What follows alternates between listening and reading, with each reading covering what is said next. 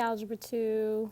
Not really going to make a long video to help because I know Mr. O'Donnell went over a lot of stuff, so I'm just going to go over how to do each thing quickly. So here we have a root of 10 and a root of 2. All you have to do is just multiply these two together and make it the denominator of your exponent. So when you multiply these, it's the denominator of your exponent. And then the imaginary 1 that's next to the y becomes the numerator. So if you guys don't know what a numerator and denominator is, numerator is the top of a fraction, denominator is the bottom.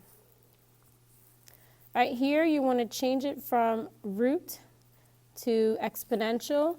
So I need you guys to remember this rule because it will not be given to you tomorrow.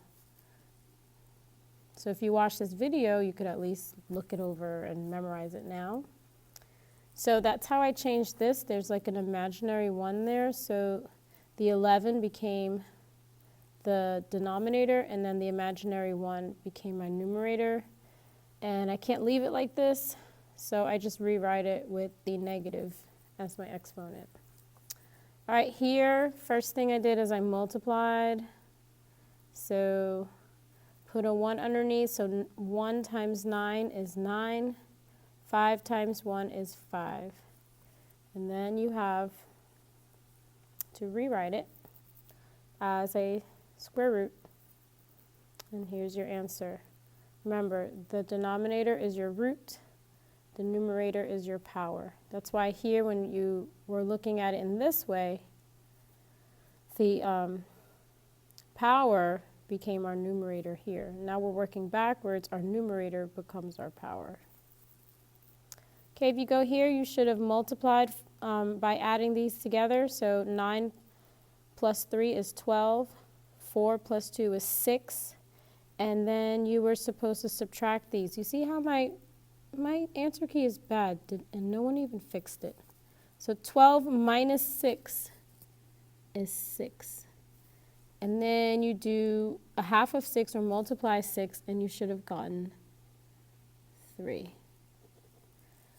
So there was no radical because it's a whole number. You only do a radical when there's a fraction.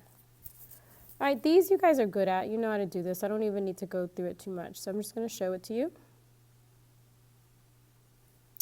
And never forget to check, because we have to check for extraneous solutions. Extraneous solutions means that the check doesn't work, and that means that this solution doesn't work. But in this case it did, but in this case it did not. So we did minus 15, squared it, and got 9. And we thought 9 was right till we plugged it in. And then you find out that 18 and 12 are not the same. So 9 is what we call an extraneous solution. So therefore, there's no solution for that problem. Okay, subtract first, square it, divide, because you got rid of the root, and you're left with 48. Plug it in, so 3 times 48 is 144, becomes 12. Everything works out. This is all good. Okay, last one on this page. You change this to the cube root after you divide by 7. So the cube root you get rid of it by cubing it. Negative 2 cubed is just negative 8. Add 1 on both sides, you get negative 7.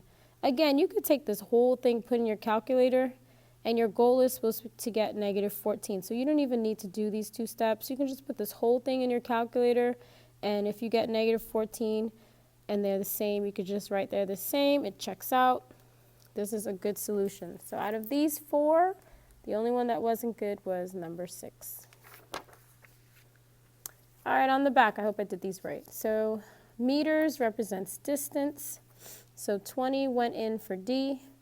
1,000 times 20 is 2,000, and then you just take the square root of 2,000, which I think is this. And then here, 120, that's speed, so that's S. So you put in 120 for S, which means you have to square both sides, and then divide by 100, and you get 144 meters. So that one was easy. Don't forget your units, please.